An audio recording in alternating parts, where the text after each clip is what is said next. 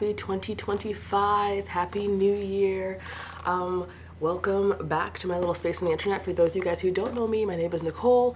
I'm a doula with my business With Grace Perinatal, and I've been a doula for a couple of years, and I created this little space on the internet for conversations, for birth talk, for just life talk in general, and to be able to hopefully create a space where people are able to just learn about the birth process, being a birth worker, all of that, and to be able to prepare for your own birth, someone else's birth, learn how to support someone else's birth, and all of that. There's no real rhyme or reason to the space. I just wanted a space where I can talk to you guys about birth literally all day long and everything to do with it and things that have nothing to do with it. But yeah, that's what this is. That's who I am. And yeah, Happy New Year. I hope you guys had a great start to the new year. I don't even know what today's date is, honestly, but it's a few days in. So, you know, having a great time so far.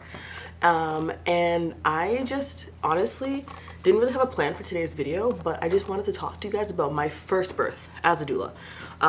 As I've said, I've been a doula for about 2 years now, which means I have had quite a few births under my belt. It also means that I was a newbie not too long ago, and I remember my first birth like it was yesterday, and I probably will always remember my first birth. It was actually my best friend's birth, and I don't even know. It was just such a super cool experience. And she's like a super cool person anyway, so I expect nothing less. But it was just awesome. So let's dive into my first ever birth as a doula. So for the sake of obviously privacy, confidentiality, I'm not going to use her name, her kids' names, or the name of the hospital that she birthed at.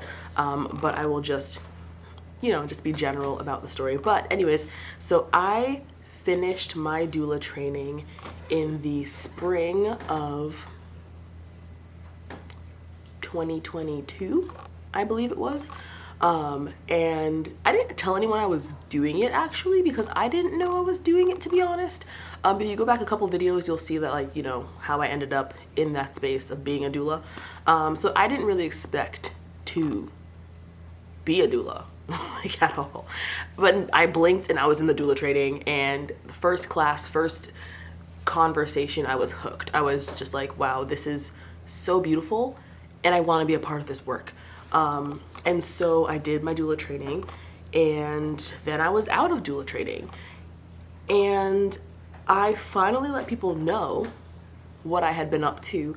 And my friend, she was pregnant, we knew she was pregnant, and she was like, hey, do you want to birth my baby? And I was like, you trust me to do such a thing? That's crazy, but also yes, please, yes. And so I went to her home and I started my first prenatal sessions. It was really cool to go through this with a friend, because she A, knows who I am, B, knew that I was a brand spanking new doula. Like I'd never even, everything that I had seen at this point in time had been on video. I'd never physically experienced it. I was ready to go. Like, I was not nervous. I think mainly because, again, she was my friend. But I was just really excited. And to be able to see her as a pregnant mom and know what was going on, right?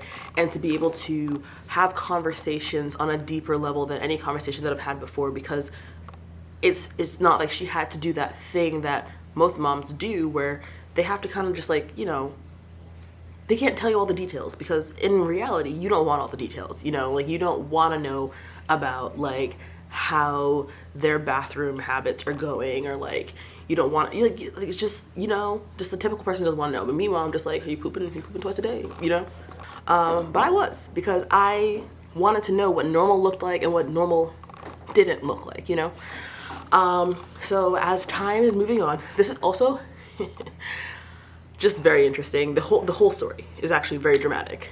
It didn't have to be, but it was. So I forget when she was due, but basically she was getting antsy. She was ready to go. Baby girl was taking her sweet time.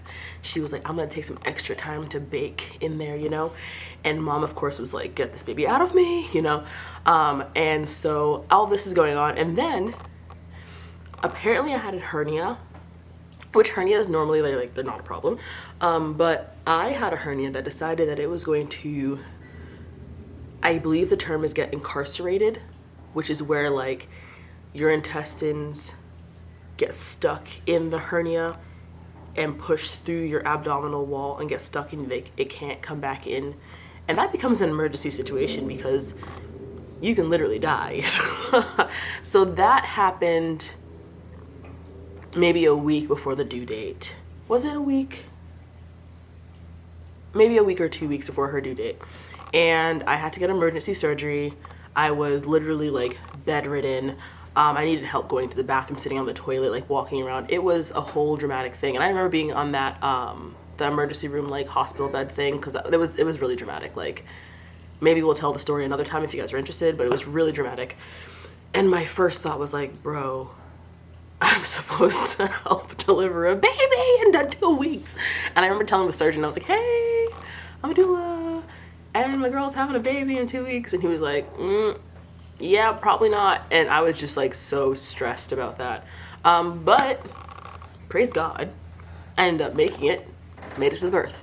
But yeah, so anyways, so fast forward, all the things, healing, still trying to like check in on her, making sure she's good, watching TV shows together, like from our different locations, just checking in on everything, being updated on like, you know, like mucus plug and like contractions and timing, and trying to help to, what's the word, naturally induce labor by like, you know, curb walking and eating spicy foods and pineapples and like other things you can do to stimulate labor that I don't know if I can specifically talk about on here. I'm not really sure what the terms are, but anyways, you can look it up. But just like all the things, right?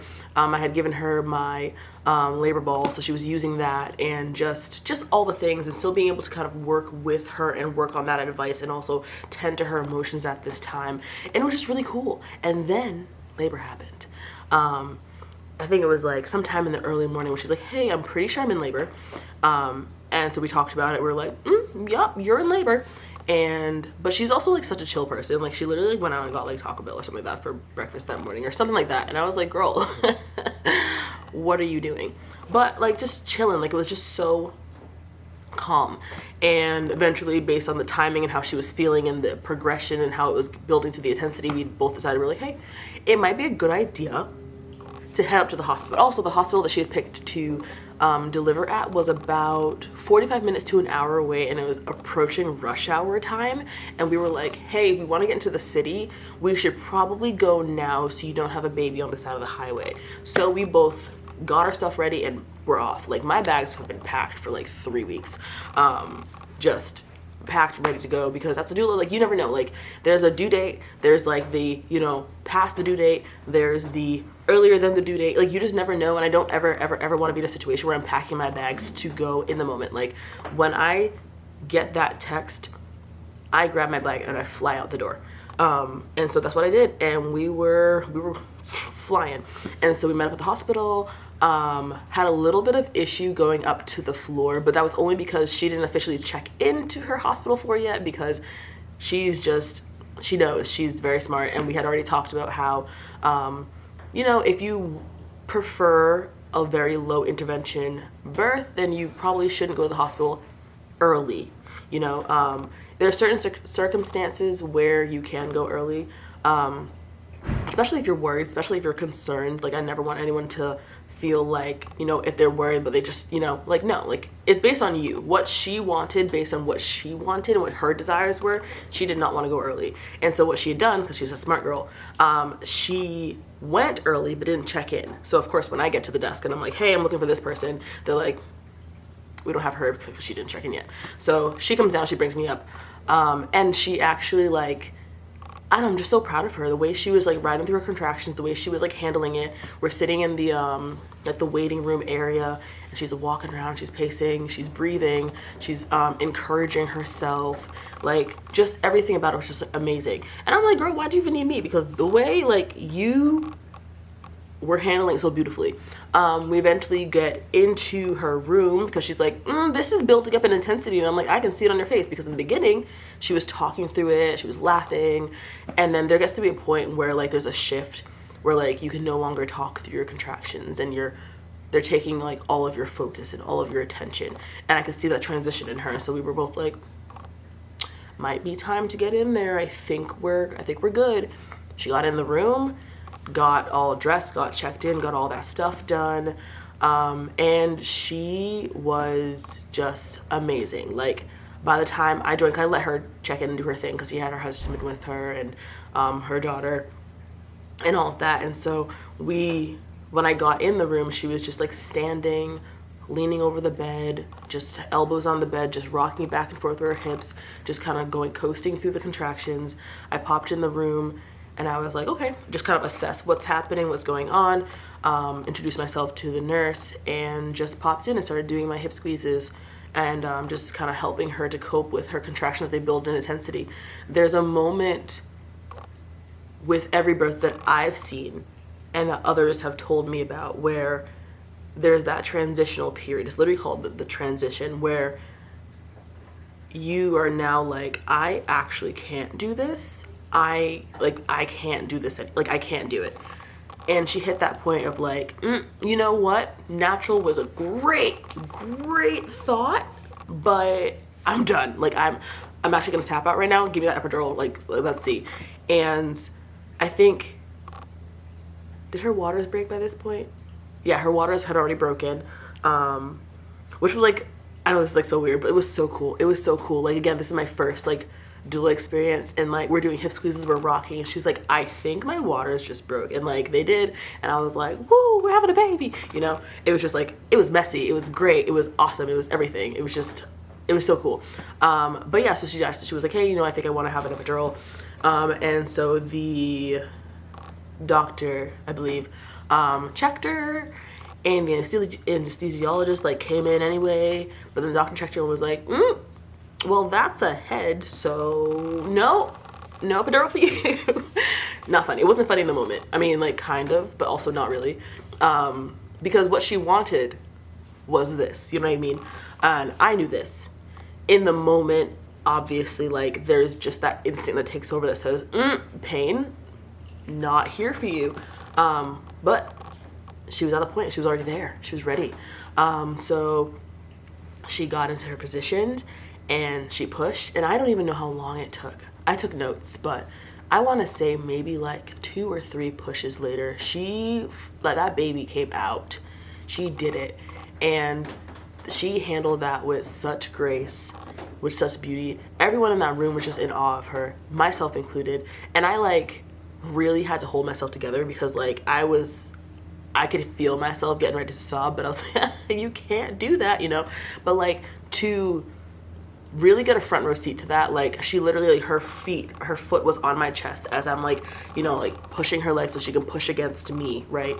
And just like supporting her and just reminding her to breathe, reminding her to tuck her chin, reminding her, you know, all those different things, just watching her become someone so much stronger than who she thought she could be in that moment. Like, and then to be able to be someone who I can talk with her about that over and over and over again. Because I think something that I learned too as we were going into our postpartum visits was moms want to talk about this, and they don't want you to get tired of them talking about it, because this is something that it happened to them. You know what I mean? It happened to them, and they're amazed, and in the moment they're really not fully there. Some of them, because they're focused, you know. But then to be able to think back and have things pop into their head that they're remembering, and they're like, oh, and then this happened, and then that, and I couldn't believe that this happened. Like, we spent weeks just talking and talking and talking and talking about what happened, and I will never get tired of it, because I'm like, did you see yourself? You were amazing. You're like, and I'm just in total awe. And then to just be able to create, to hold space for them to be like, wow, I was like so strong. Did you see me? I was so strong. And to be like, yeah, you were amazing. Like, to be able to have that moment, like, I'm never going to get tired of telling my moms how cool they were, how strong they were, how on top of things they were, how in charge they were, how they create a space for themselves, how they allow themselves to change, how they follow their instincts. I'll never get tired of that. So yeah, that's my first birth story as a doula. It was amazing, it was beautiful, it was incredible, and it was the perfect birth to just like get me hooked to all of it. Obviously, none of my births none of my births have been the same, and so I have stories for days. But that as my first birth was just, it was just perfect. It was beautiful, and I'm just so proud of her still to this day. Just watching her, baby girl turned 1 this summer, and just watching her be a mom is just so cool.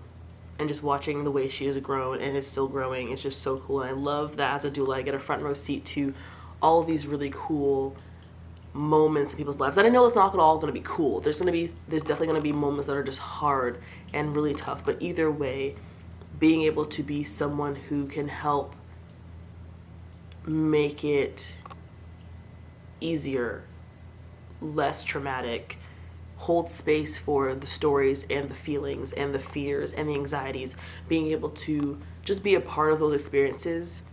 Like, all I want to do is hold space for that. And just being able to get a front row seat and be able to be someone who people feel safe to be vulnerable with is just so cool to me. So it's just humbling, and I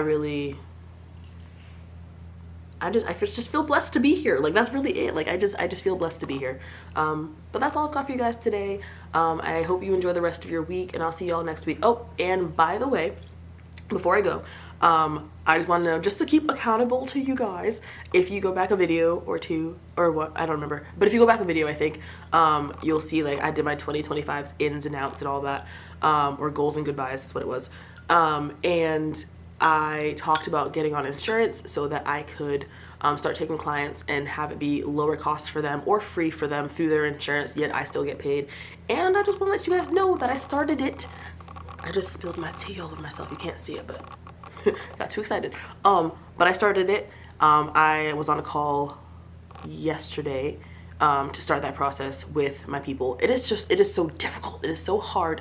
But I'm really thankful that I have people to just help make it easier so that we can better support families in our community. So thankful for them, and just letting you guys know, stay accountable. But yeah, so that's that, and looks like good things are happening for 2025.